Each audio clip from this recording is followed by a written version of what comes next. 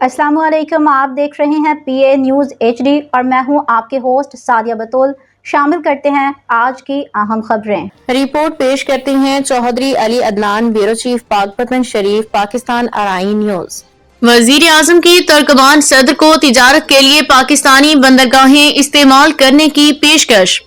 अशकाबाद वजीर आजम शहबाज शरीफ ने तुर्कमानिस्तान के सदर सरदार बुर्दी मोहम्मदोव को तिजारत के लिए कराची और गवादर की बंदरगाहें इस्तेमाल करने की पेशकश कर दी।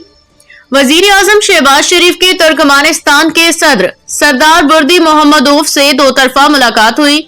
शहबाज शरीफ ने तुर्कमानिस्तान के साथ जमीनी और समुद्री रास्तों के जरिए रवाबत बढ़ाने की पाकिस्तान की ख्वाहिश का अदा किया।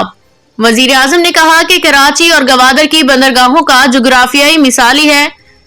तुर्कमानिस्तान कराची और गवादर की बंदरगाहों के जरिए जनूबी एशिया और इससे बाहर अपनी रसाई को बढ़ाने के लिए बरूए कार ला सकता है।